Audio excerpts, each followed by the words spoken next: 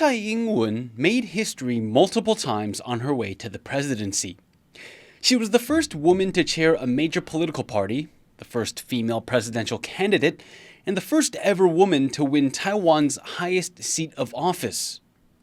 And now she ends her 8 years with a performance evaluation of 60% according to one pollster. It may not sound that high, but it's an unprecedented rating, one that far exceeds her predecessors.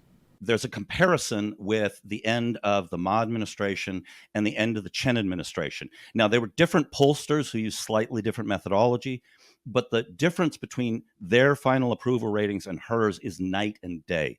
But getting to where Tsai is today was a bumpy ride. Prior to taking office, she had failed presidential and mayoral bids. Tsai first rose to prominence when she was tapped as a trade negotiator for Taiwan at the World Trade Organization. She was valued for her academic background in global trade, having a PhD from the London School of Economics. Tsai then became an aide to President Lee Teng-hui. Many scholars say she helped design Lee's stance on Taiwan's relations with China. She was widely credited with being the prime thinker behind the special state-to-state statements that President Lee Teng-hui made at the time. Tsai had no formal political affiliation until 2004 when she joined the Democratic Progressive Party. She served briefly as a legislator for the party before taking the job of vice premier. I think in a lot of people's minds, she was kind of considered one of, in the DPP, I think they kind of thought of her as one of us. 4 years after joining the party, Tsai ran for party chair. Her decision came while the DPP was fractured by political infighting, which hurt the party's popularity. She beat out party heavyweights because she did not have connections to any faction.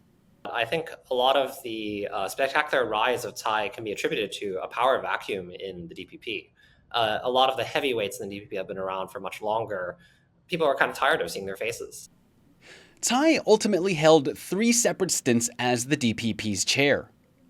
She unified the party. She unified the factions. She was a stable, strong hand when she controlled the party. In 2012, Tsai ran for president against then-incumbent Ma Ying-jeou of the China-friendly Kuomintang, but lost. If you watch the debate at the time, Ma Ying-jeou came across as very presidential, very much in control. And she kind of looked like a student doing a presentation. Tides changed in 2014 when a student-led movement broke out protesting the Kuomintang-led legislature's review of a trade agreement with China. In the years leading up to the Sunflower Movement and so forth, she really did attract young people because of her progressive kind of political stances. Tsai won Taiwan's 2016 presidential election, beating her KMT opponent Eric Zhu by a 25% margin. Despite a decisive first victory, her road to re-election in 2020 hit several setbacks. First, she was challenged for her party's nomination by current Vice President and President-elect Lai Ching-te. He kind of stabbed her in the back as he promised he wouldn't challenge her. Early on in her re-election bid, she also trailed considerably behind her main opponent, the KMT's Han Kuo-yu. A lot of the reasons for her low approval rating was that she was not campaigning. She was busy being the president. So when she finally got out on the campaign trail and made her case, and she was good at it. She ultimately prevailed and won 2020 in a landslide victory with a historic 8.17 million votes. Over her 8 years, Tsai oversaw major milestones in Taiwan, including pension reform, same-sex marriage legislation, navigating COVID, and managing relations with an increasingly aggressive China. She's credited with significantly raising Taiwan's international profile. Taiwan has really gone from a place of comparative obscurity at the start of her term to one now that is hotly discussed. But her leadership still had its controversies, failing to meet targets she campaigned on.